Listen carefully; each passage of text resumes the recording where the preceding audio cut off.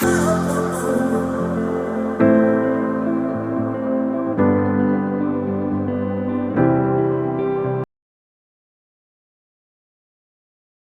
guys, it's Lisa from Peaceful Rage or Ragefull Peace, and anyways, I know I was supposed to vlog a long time ago, but we just had a lot going on in our family right now.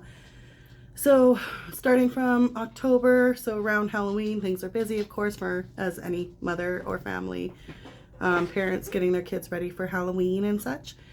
Anyways, so October 31st, get our kids ready, do all the Halloween things, last minute stuff, all that kind of stuff. And then later on, we find out that Hugo's older daughter had an early delivery of 23 weeks, I believe she was in her pregnancy.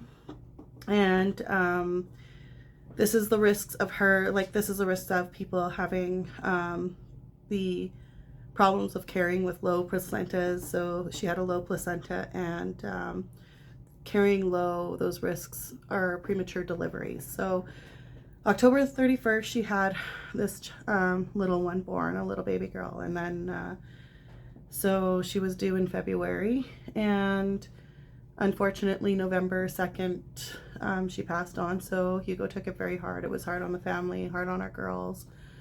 And there's other, it's been during COVID, they had another loss. They're a young couple. So this was really hard on Hugo. This was really hard on our daughters, everybody. I like to understand ourselves as parents, me and Hugo, as the loss of having our youngest son pass away on Father's Day. We understand the great deal of pain that is. And it's hard to imagine that any of our children would even go through that now.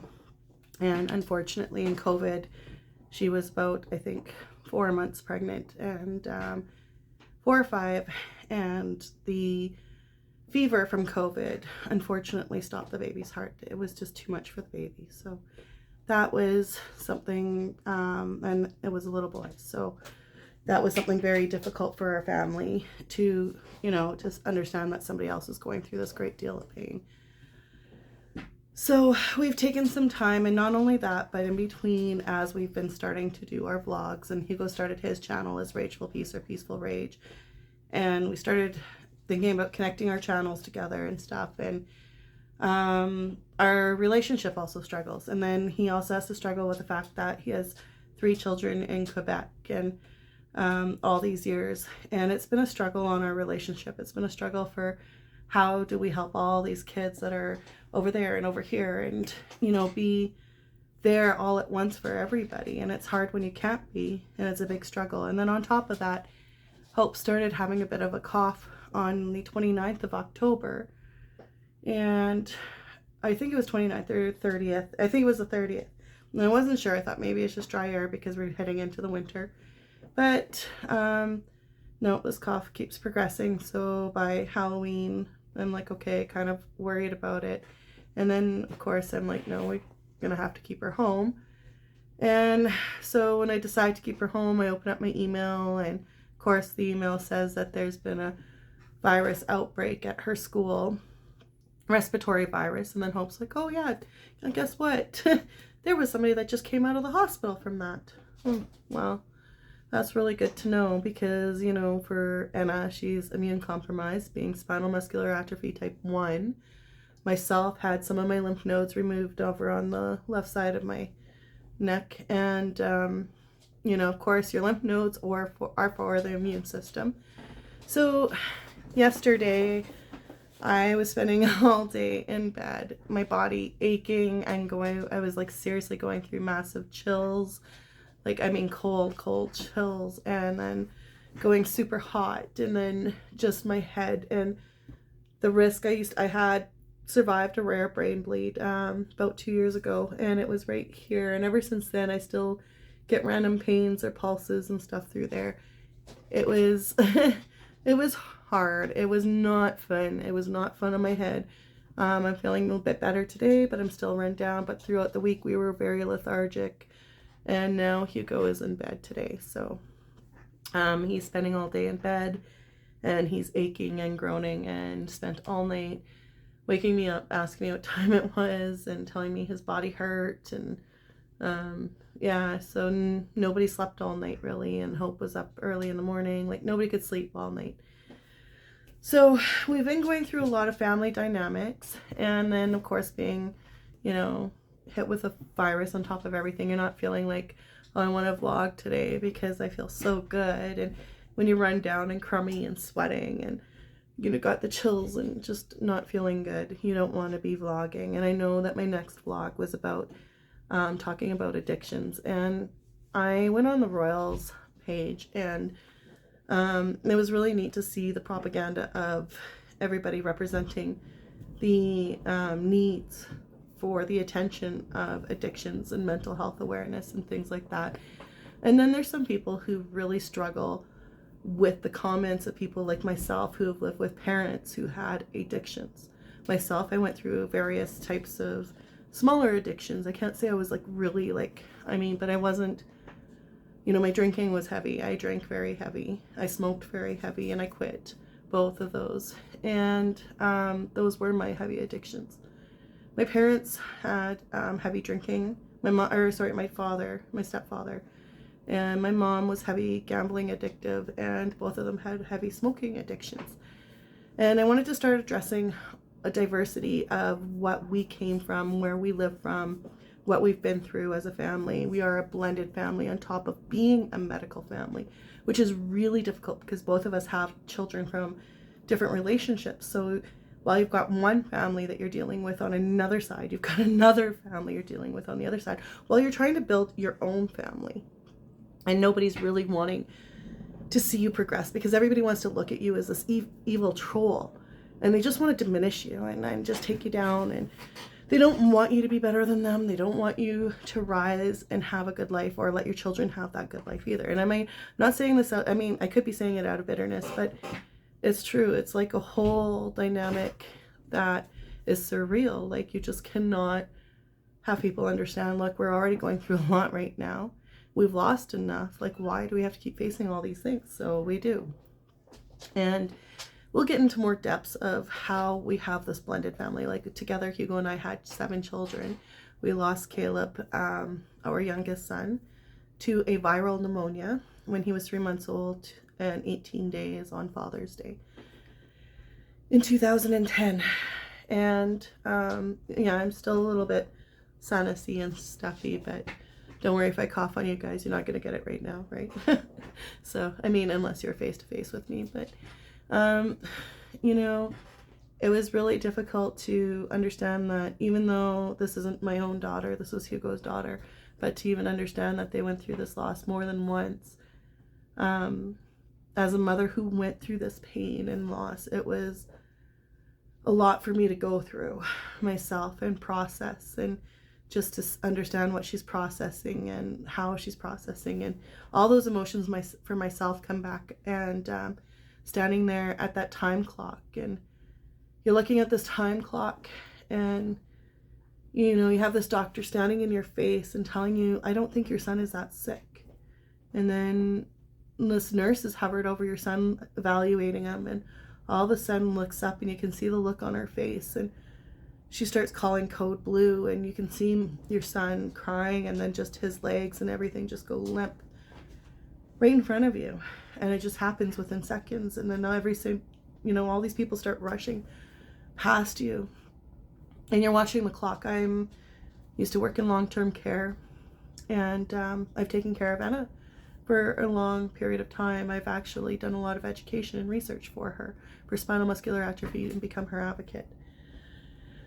So, you know, I understood that loss. I understood that pain. I stood there while I heard my son crying. And you go from this crying child to silence, and this world just stops. And sometimes I go places and people's babies will be crying, and then all of a sudden there's silence, and I almost panic. And I have to try to take deep breaths, and I can't look at the babies or things like that. Or if they're crying, I have to leave the room, or things, those kinds of stress. And that's part of my PTSD now. It's complex PTSD, beyond complex PTSD. So my next vlog was more on the lines of, being that child growing up from addictions. When people hear gambling addictions, they think, oh, it's just somebody who's just throwing their money into the gambling machine, goes home and cries. Big deal. My daughter came home to me the other day, or last week, I believe it was, and she said, Mom, they have a fundraiser for volunteers at the casinos. And I told my teacher that you're not going to go and that you do not believe in it. And he says, well, maybe she should because it supports a lot of the schools. Okay, but it supported me a lifetime of trauma. A lifetime. And I'm not the only child out there. There's a reason why we are now developing lunch programs for children in schools. There's a reason why we are developing, coats for kids, all these kinds of things. Because addictions are on the rise. Mental health is on the rise. I was a child that grew up with 2 parents with 2 different addictions and plus a shared smoking addiction. It was very stressful.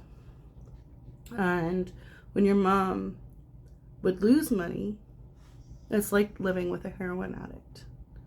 They take their blame out on you. They take their aggressions out on you. They go into shaking, convulsive. How do I explain it? Like ballistic people, like they're a whole different person and they take it out on you. I have watched my dad be this 6-foot tall man, Navy SEAL man, not even be able to protect his own family from the situation. This man has stood and guarded the Queen himself. He was a Queen's Guard at one point when she came to Canada. So anyways, this man couldn't even protect his own family against the violence of this person's addiction. And when we tried or did our best to speak out, as I was 10 years old, my mom would start telling RCMP because we didn't know what to do. She was becoming extremely violent, gambling everything, losing everything in our, for money. All our mortgage, everything was going, and my dad's drinking started increasing, which never was a huge problem before, but started becoming a big problem when the gambling started becoming a realization. And then when he started that there was actual physical abuse on both of us girls, and to the extent it was a nightmare of reality for him. The abuse was so extensive that it literally has left me bodily damages to this day from head to toe, literally, probably, I don't know. But it looks like I've been in many car accidents. I think I've been in one where there was damage that was witnessed or signified, and we could understand that where it came from, the car accident. The rest, the doctor was in disbelief, kind of looked at me and was like, how many car accidents have you been in, Lisa? Wow. And that's when I had to explain. I had a mother who was extremely violent.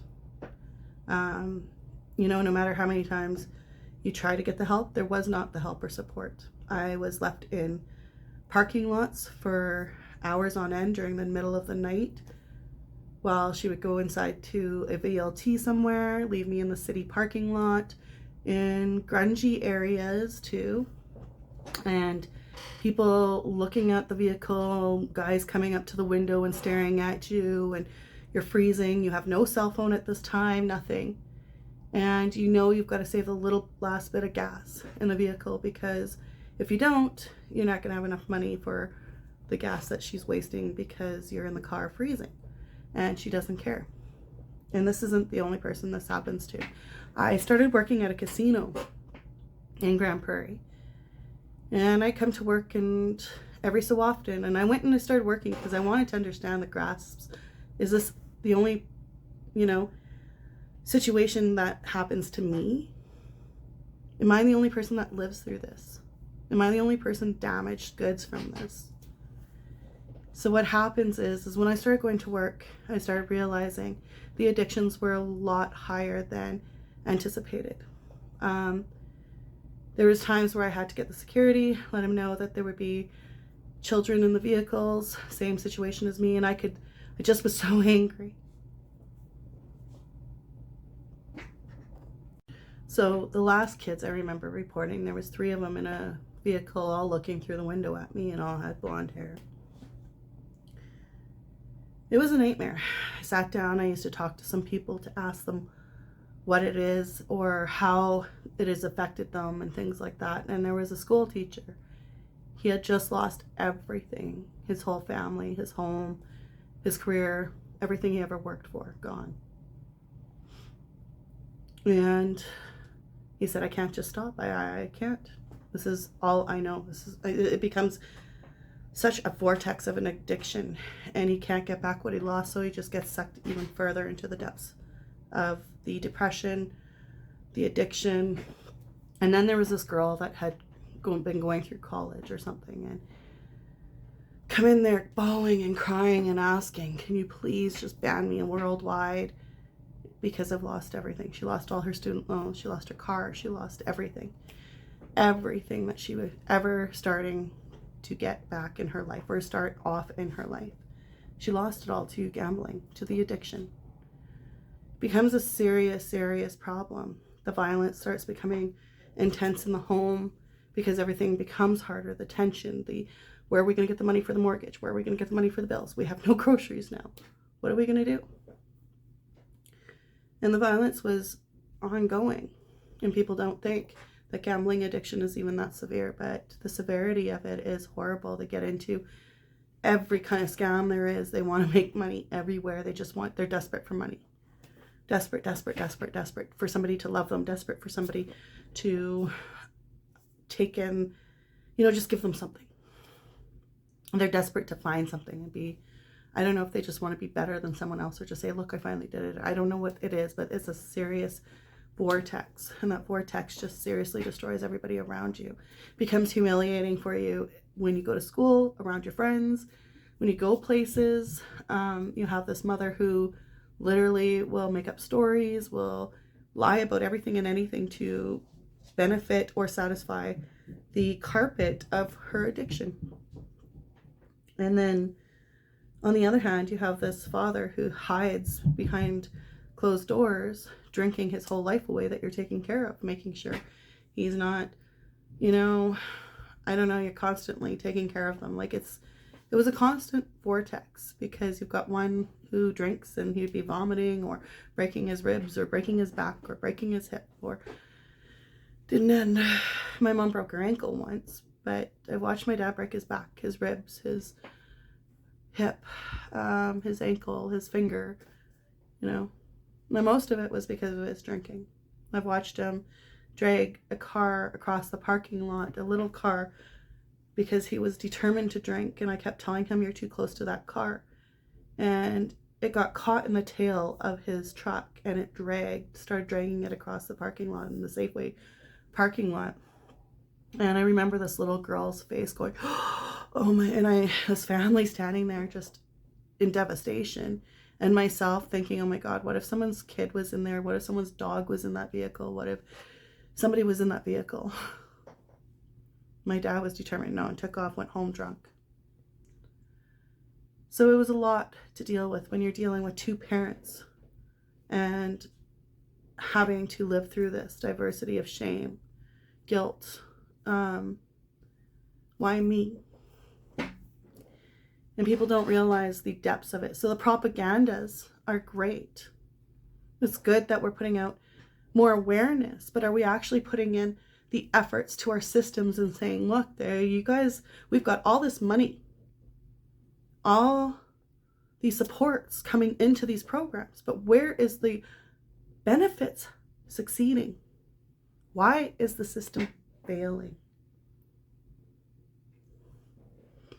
Well, from both parents' addictions, I had watched my sister be strangled with a telephone cord. I watched her eyes start bulging out of her head, her lips turn purple, drool, her face turned purple.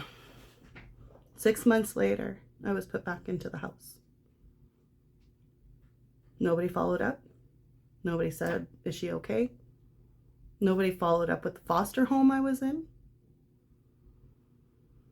But I will easily get labeled because people expect me to be my parents, or what one person has said I am at 10 years old, telling people I was drug addicted. I didn't even know what half the drugs were at 10. So they would lie about anything to make themselves look like they're not the problem. The violence is very unreal. To have anybody take the problem out of the home in our system and treat the problem when the problem is arising or being noticed never happens, because you've got to take everybody else out of the home and remove everyone else out and then put them back into the home 6 months later. Do you think the problem's solved? No, because now you've got these mental challenges before from the traumas I had, and now I'm going back into the home, or anybody else going back into the home. But the problem is not solved in the home. We know it's going on in the home, but basically for children who suffer through serious abuse or traumas or anything like that, or someone, you pretty much have to be pretty close to being dead or dead, or very traumatically traumatized, like brutally traumatized bodily wise. And I don't understand why our systems let it get to that point. This is the problem. We allow it to get to a point where a child or someone has to suffer so much abuse that it becomes a trust issue for that person. So then it becomes harder to get into the system and say, look, I'm going to trust what you say, and I'm going to trust that I'm going to follow your reasons. And I can tell you, I'm 43 years old, and I have been through so many psychiatrists, so many counselors, so many therapists, school counselors, because at the time we had school counselors, which I don't understand why we have taken them out. I mean, I do and I don't, but they're very beneficial to people such as myself who went through abuse, because my school counselor was able to get me out of my home and pay for a bus ticket and send me out of it completely 5 hours away from where I lived and get me onto a new start. So if it wasn't for her, I don't know where I would have been after that. The violence keeps increasing. I have had a knife held to my throat at a point in my life. It is pretty bad. And nobody ever understands that. And they all say, I'm so thankful for the propaganda. I'm so thankful that you're putting the awareness out there. But are we really taking the benefits from the awareness and succeeding? Are we succeeding in mental health? Are we succeeding in addictions? Why is there so many chain link reactions from it? Why doesn't it stop? Are the programs really working? Where are we lacking, and why isn't the system looking at it? Because I can tell you, I had purchased charting for my own daughter. We spent 1,600 days in the hospital for her life in 10 years. And when we purchased the charting to some of the events that ever happened, was never even close to the relation of the event. It was unbelievable what would be charted. So they just charted anything they wanted in there to make everything look good. How is that possible? You can call me whatever, a lot of people will say I'm nasty. A lot of people will say I'm belligerent. A lot of people will say, I'm cold or weak, vulnerable. But I'm not. I'm observant. And over 15 years of sitting back with the mental health, being a medical mom, living in a hospital pretty much for 1,600 days, I can tell you there's a lot of things people are missing the ball on. A lot of things we could wake up on in this world and society. A lot of lives we could save, actually, too. People say, go to therapy. Go to therapy. I can't help you. I can't deal with your shit. Man, I can't deal with it either. It's hard. Every day is a battle for me. Every day it's a fight. So those who are suffering PTSD or complex PTSD, depression, anxiety, mental health in general, I gotcha. I know what your fight is. I know what your battle is. I know what your struggle is. I know what your in-depth sadness is. I know how far and deep that goes. And I know how alone it can be. You know, and it's where I've started a lot of my blogs, because I want to make that one step at a time. And if I can get halfway there, help someone, or help support the awareness of spinal muscular atrophy, mental health, or addictions, then so be it. You know, if I'm that one step at a time, then let that be. So be it. If I am not your taste of ideal topics, that's okay. We've got a bit of variety. So we will, you know, we've got our dogs. We do medical. We're medical parents. And 2 parents that have complex PTSD. I have suffered through depression most of my life. I have had cancer, and I've had survived a brain bleed. And yes, I have survived an overdose. And it was not fun. And the battles are real. And today, this is why I started deciding to come out and say, look, I am someone who has gone through these ordeals, and I watch the media, I watch people talk about them all the time.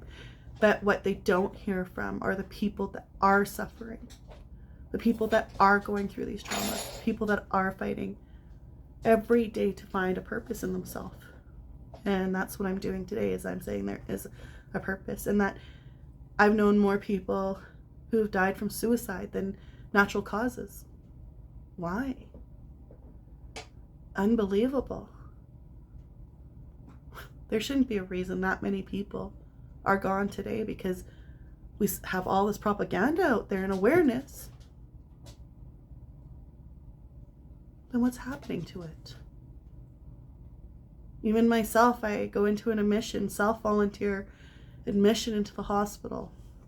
I asked for my cell phone that I gave over myself. You know, can I have my cell phone back now? First 15 minutes I get there, give them my cell phone and say, you know what, here's my cell phone, and y'all take the night to just relax. And next day, whew, it was brutal.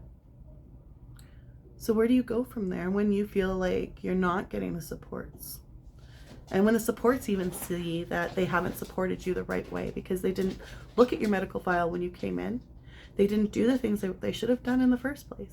Call your neurologist, call your family doctor, have your medical background first before they start injecting you with medications that could kill you. Slamming your head into a bed. Have 6 security guards slam you to a ground. Sorry. Sorry. I still have a bit of a, grossness in me from this virus.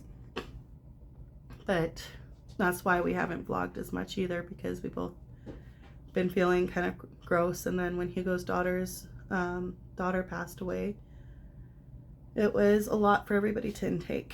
And it was a lot to feel like another obstacle. And Hugo and I had just been ending our relationship. We're just ending, we're just trying to find where we can make things work. Most families will come on to YouTube and be happy. Hey guys, we thought we'd come on and we start showing like this is our medical life and stuff. But it's been a struggle since my brain bleed, or since cancer, and it's been a lot for a family to get back through. And it was really tough. It's been really tough. All of a sudden you get hit with one thing, and we knew it was coming, and then all of a sudden we get hit with another side swipe, and I had to put everything on hold for my own cancer. And it is what it is for blended families. Sometimes you have to just, put things on top or the side. You have to put some things first and some things aside. And I put my cancer aside, and it started spreading. And I spent 4.5 years standing up for myself, pretty much, in a courtroom and advocating for my own son, my older son.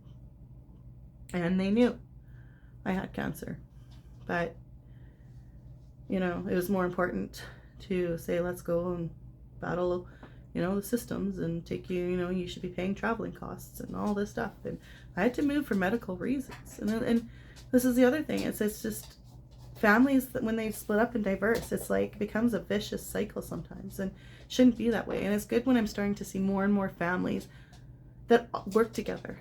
Look, I got to make this work for my child.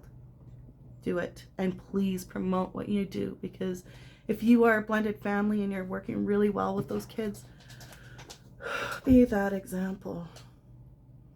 It's not fun for a family who wants to grow and thrive and do well and have the same things that everybody else has. Be picked on and demolished because you have a weak or vulnerable moment. It was a moment, a weak and vulnerable moment. The medical world is very complex. Addictions are on a rise. Mental health, suicides, on a rise. We got to start asking ourselves, is the propaganda really working? Because there's a lot that's going into it, but is there a lot coming out of it? And these are topics I'd like to get into more and start explaining my own point of views of what I've seen or been through and examples and how it is as a child. And it's not easy for me to come out here and say, look, I have survived a great ordeal through addictions. I pretty much had to raise myself. I learned a great deal. I'm not saying my parents were horrible people, because they taught me a great deal. They were very smart people. They just made wrong decisions, that's all. Tora wants to have my attention very badly. Sorry, guys. She wants to say hello. So it's not that my parents had horrible addictions or anything. I mean, they had horrible addictions or that they were horrible people. They were very smart, intelligent people. They taught me a lot. They taught me how to be strong. That's for sure. But because of their addictions, they weren't able to give me the potential I needed either as a child. I was a smart child. But unfortunately, their addictions overpowered everything. I was set aside. And when the stress got more extensive, it was tough to get through, and I had to get through it a lot on my own. My sister moved out, and my sister was easily intaken everywhere because, you know, everybody felt bad for what my sister had gone through. I forgot that I have lived there all those years. I didn't get to go to Disneyland. I didn't get to go camping and dirt biking or lessons or ballet or dancing or Ukrainian dancing or all those fun things, you know, and have the great education. But I got to learn how to be strong and weak. And it is what it is. And as a medical parent, I'd say the toughest part is the diagnosis. The other hardest part is the systems, the way the systems are set up when you take your children home. It's almost as if it's set up to have you fail. And majority of the time, parents will give up and they end up putting their kids in medical foster care because there isn't enough support systems. But the hospital's like, oh, you're going to be set up for this and you're not going to, you know, and we take care of this and you take care of that. And we've got to go 24 hours a day with worries and stress. And is our child going to live? Is our child going to die? And, you know, it's not like somebody said, oh, you know, you get the selection of what's going to happen to your child. You don't. And what happens is what happens. You can't stop it. I mean, your child could be running across the street or running for a bus or getting hit by a bus or, you know, in a vehicle and get hit somewhere and become paraplegic for the rest of their lives. And then you are having to understand the medical world, and you shouldn't, but we do. Some people do. Our lives can flip within a split second, and a lot of people's have. The medical world is not easy, but it could use a little bit more support. Mental health. Somebody's saying they're struggling. Get them a coffee. Say, I'll go with you to your appointment. Be there. Like, I mean, even if you just sit with them and say, okay, can I sit with you? I don't know how to fix this. It is a lot for me, but can I buy you a cup of coffee and at least can we go for a walk?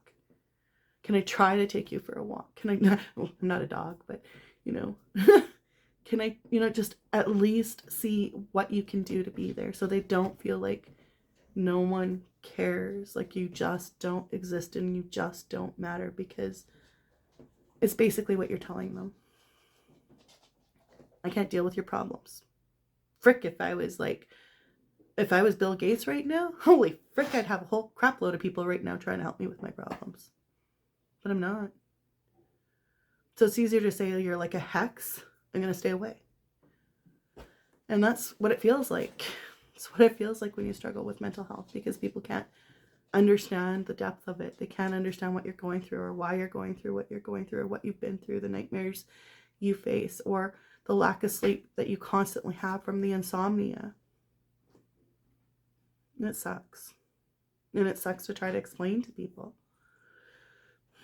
And it's hard when you can say, you know what, I've been there for you, or been there for that. But I'm exhausted. I'm exhausted of being there for people. This time I have to be there for myself. And anybody who's understanding or relating to what I go through, just know it's one step at a time, that you can take this day by day. You can get through it, no matter how exhausted you are, no matter how defeated your day is. Because I tell you, I've had rock bottom days, and I mean rock bottom days that I cannot even explain. Situations that are so surreal that I just am like, seriously, it can't be real, but it is. I did go through them, and they're exhausting, but we're here. And I know it's not the greatest vlog right now because I'm not feeling well, but I will start, getting into more like fun things. And I'm trying to keep our vlogs, I'm trying to keep some of our shorts going and stuff like that, so that I'm not like saying, you know what, we just started this channel and I'm just gonna dive and dodge everybody. But I'm not diving or dodging. We just started our channel, and everybody got hit with this virus, and then, the grief was a lot for everybody. And then just all the obstacles we face on the other side of things. So as we try to get through our day by day, it is a lot of patience for just even ourselves to go through, because a lot of times people will say, I can't do what you do. I wouldn't be able to comprehend any of it or do what you do. Or it's not that, it's because I felt it inside.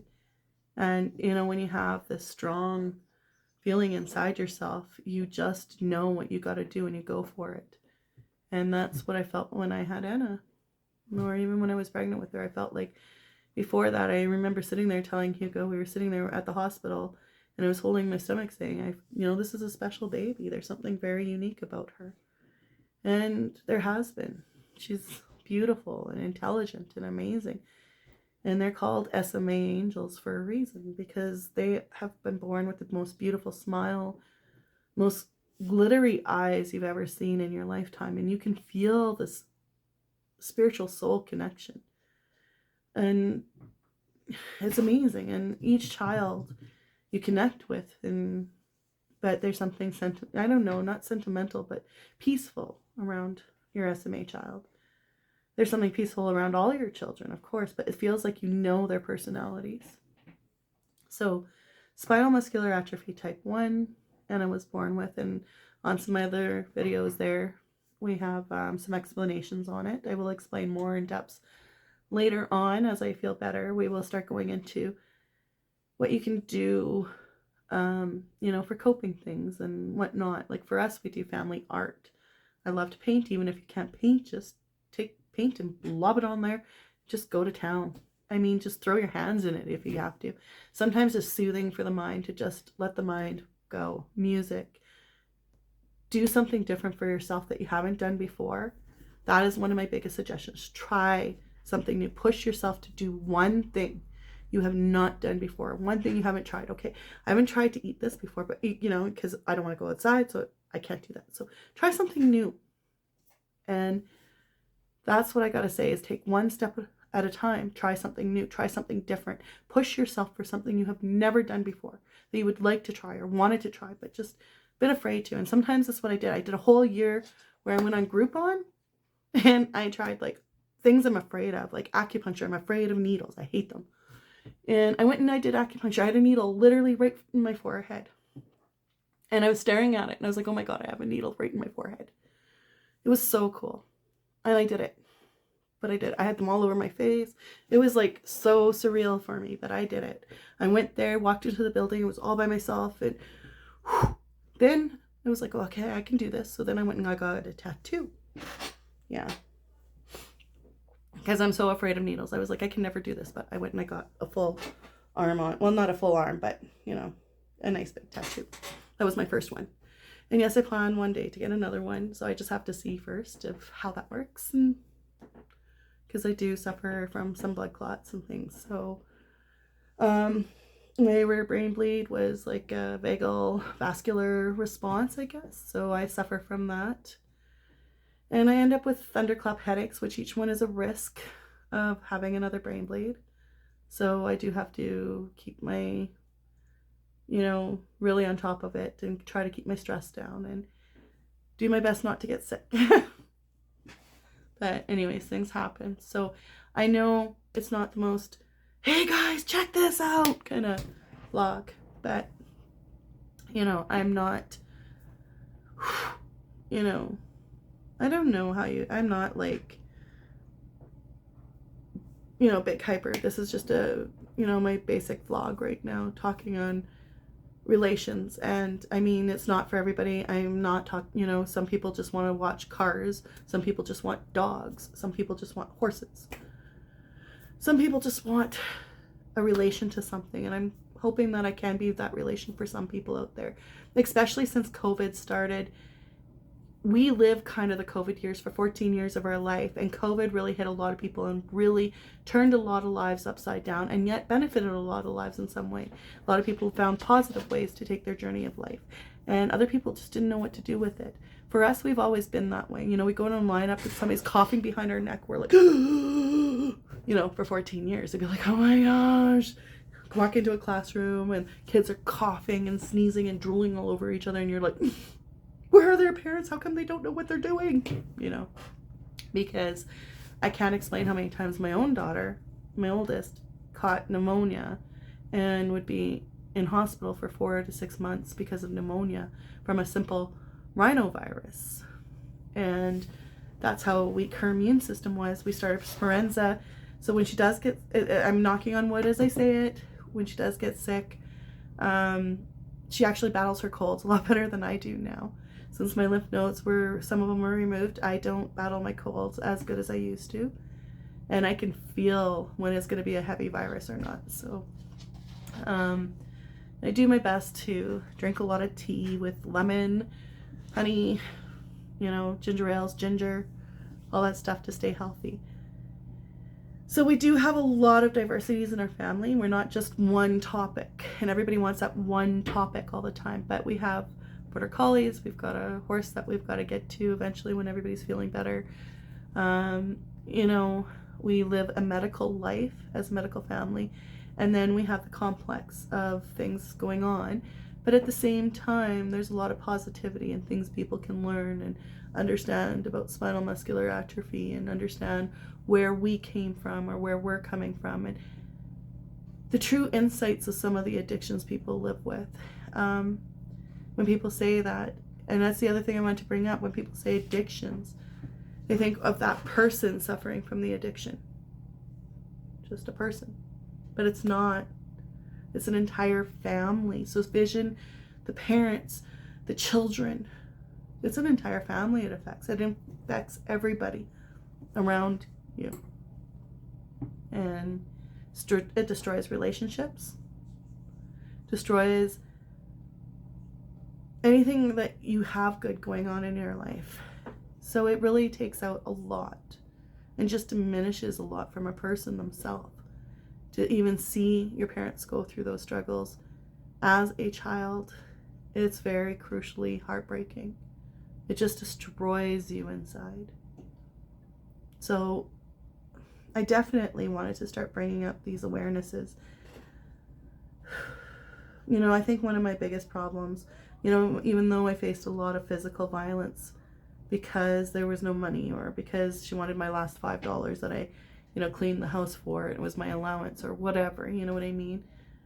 I think the biggest part was the neglect in the vehicle, just being left in a vehicle all the time. You know, on your way home, you're tired, you're exhausted.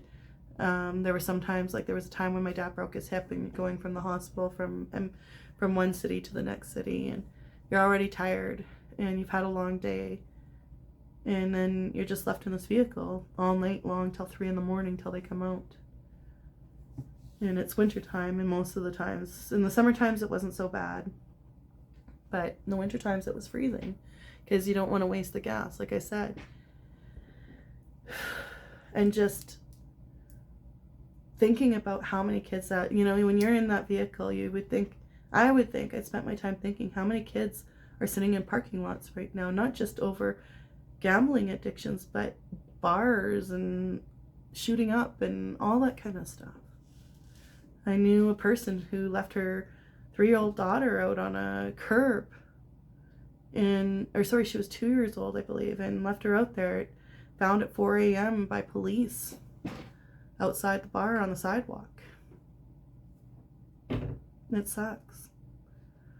The reality of addictions is so severe that we do not have our systems give the official benefits of what the programs truly need. And they're individuals. Some need individual programs. Like myself, I would need individual programs until I can get myself into groups. I came out of hospital, more details I can explain later on.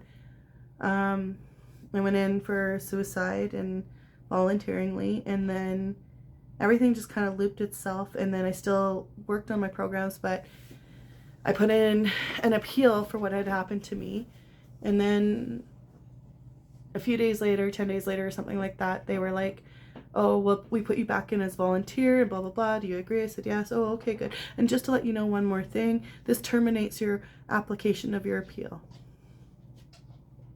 Okay. So basically, I have no leg to stand on, and you're shoving me out the door because I'm a liability. And what I was told is, I'm sorry that we did this to you. And I should have read your file. But I hope you can forgive me and that we can move forward from this. I haven't left my house hardly since. And I mean hardly since. I usually go see my horse every couple days. No, I can't. I'm lucky if I can get, maybe 10 kilometers from my house. Maybe. Lately, I'm lucky if I can walk out my door without starting to feel like I'm suffocating right here. And then they put me into a program telling me that I would be having my own little space, and then when I get to the it's a different hospital setup, and I get to go by bus, and that I would have my own room, and if things were overwhelming.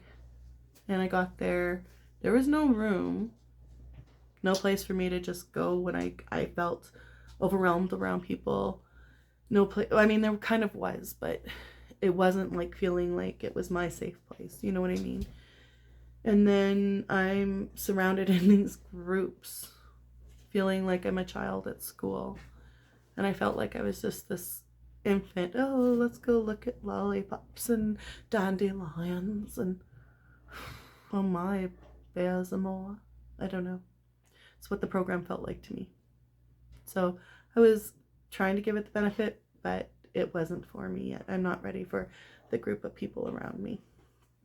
So that didn't work. And then there was no follow-up. So my doctor was a little perturbed.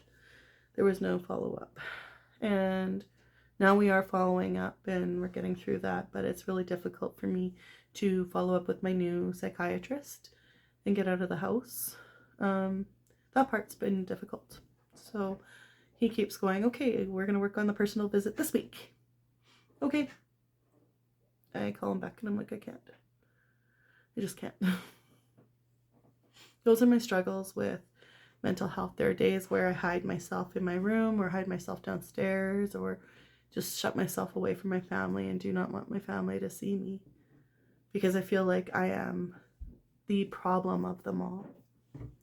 That everything that happens bad is because of me. So it's another thing I work on. I'm trying to work on getting back to the mom I had been and try to get through my own mental blocks and support others on that, raise awareness, and have people educate themselves on medical families as well, spinal muscular atrophy. My son Caleb had Williams syndrome and hydrocephalus, which was random bad luck, but for my own personal opinion, I had CVS testing done very early. There's a lot of risks to that, and I truly believe that was probably, I remember right after I had the test, I had a lot of pain. I had some more bleeding than what they explained, and I felt like something was seriously wrong. And they kept telling Hugo, there's something wrong now, and I could feel something was wrong. And as a mom, I'm just going to say, when you feel something, do not ignore your motherly instincts. Trust them. Trust them. Just, even if you want to make sure, but literally, honestly, mothers have a very unique, very strong intuition. And it's amazing. Their intuition is amazing. So anyways, I know this has been long. It's been, I don't know whether you've all watched this all the way to the end. And I wanted to say thank you to all our subscribers, all our new subscribers as our channel grows and as we're growing our channel. And I hope that we can help other families, if it's medical, just loving the fur babies, just needing that smile. So I want to throw in our fur babies every so often, and I throw them into our shorts because it's what we do need in our life. We do need that happiness every now and then, and just something that is positive every now and then. And I will work on more positive things as I go on, because myself, I can be quite negative, and I can be quite defeating on myself. So it's really hard for people to go, yeah, you're a positive person, and yeah, I want to watch your channel or listen to you because you're boring.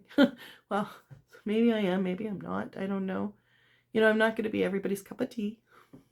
But I do want people to know that we do need to have more awareness than propaganda.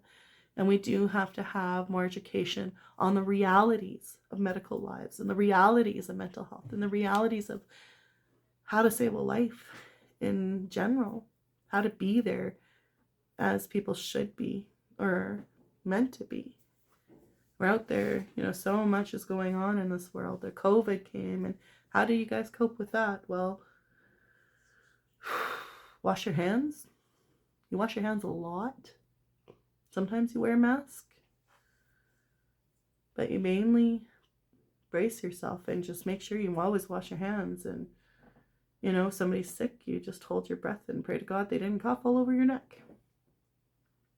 And at least have the respect that when you're not feeling well, like us, we do Instacart or whatnot to stay home and wait until your virus is done, like we have, and, take time to rest it out, because sometimes you think you're fine and it can lead into a pneumonia, it can lead into worse, or you're going to get someone else sick who is compromised. And I mean, you're like, oh, well, it's not my big ordeal.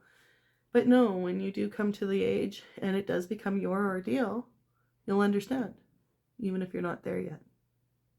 Because you will get to an age where it becomes an ordeal.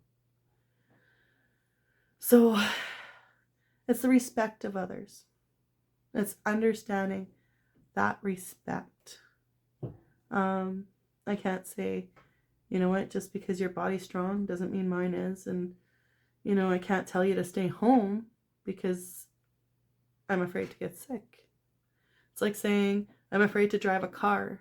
We're going to get sick, but be cautious of it at least. Be smart about it. Don't be idiots about it. And the propagandas need more benefits. They need actions into what we're putting out there in the media. So sometimes the awareness is going to have to start having a push for action. And that's what it should be about. The propaganda should be saying, look, we are succeeding. There is success rates. We got to make those success rates, because those rates are really high right now, downfalling. They're not succeeding. So for the, that's the biggest problem with the propagandas in addictions, mental health. And it's really hard to help people with addictions. I know it is. I know it's so hard to watch that person destroy themselves day after day after day after day after day. And there's nothing you can do to stop it. Everything you try, your willpower, there's nothing, nothing can stop it. sometimes. And I've watched it happen in my lifetime more than once, obviously with both my parents. And then finally it was my stepdad when he fell into the garbage head first. My son was about 3, asked to stop to see his papa, and I went in there and walked in first, and my dad was face first into the black garbage bag, aspirating, and we had to rush him to the hospital, and he was all purple and everything, and took him there, and I think that was the last time he touched alcohol. No, he didn't want his grandson to see him like that no more. So he made a smart decision for himself, and that's what you have to do. The decision has to be someone else's, but you have to be there and say, look, I'm going to walk you through this. I'm going to go through this with you. And you're going to have a win or you're going to have a lose. But you have to be prepared for both. But just know that at least you put your effort in. That's what counts. That's what really counts. And like I said, stop telling people, just go see a therapist because I can't deal with your crap. I know we all got lots to deal with, but sometimes it's that little bit that you can do for someone. You can go to a trip to Hawaii, you can go to a trip to the mountains, you can go to a fishing trip, you can go and take someone out for coffee because they're hanging on a lifeline right now. And that's what you can do. Because can you imagine, I don't know how many people I've heard say they're struggling and then all of a sudden the tone is silent for the rest of their life. And you just wish you could say, why didn't you call me? Why didn't you go for coffee? And then you start asking yourself, was I part of the problem? Was I not enough, of a person to talk to, or they just couldn't talk to, or whatever. And so then you struggle with those aftermaths of questions and are left with that lingering. And I don't think anybody should be able to be left with that, or anybody should just end that way either. So like I said, everything is one step at a time, and that's why myself started coming out here and taking this one step. And it's like I said, it is not easy for me to do this, but I am, and it's because I believe in it, and I believe that we can do more and have more awareness, and we could save more lives if we just had more knowledge and more awareness and more understanding how our systems really truly worked. It is what it is. So anyways, thank you to everyone who's following and subscribing, and we will have more updates on just, spinal muscular atrophy, a little bit on our family life on that, and we will follow up with Anna and stuff later on. And sometimes there'll be a bit of talk of mental health. Hugo likes the political views, so you want to follow him. He's on Ragefull Peaceful Rage. And he's just started out, but he's kind of stopped for a little bit to take time. He's not feeling well, and then this stress of the situation for his daughter was really hard on him. So for the moment, he's just taking some time out right now. But anyways, thank you all for supporting us, for following us, giving us a chance, opportunity, and hopefully we can get better at this. So thank you, and it's one step at a time. Let's come in. It's cold outside, guys. Come on. Why are you saying no? Sasha, are you teaching her to say no now? Have you taught her to say no? Come on in. Tori, come in. What? Yesterday, Hugo and I noticed that we had green paint on our bed. And then we found out this morning why. Tora, were you painting too?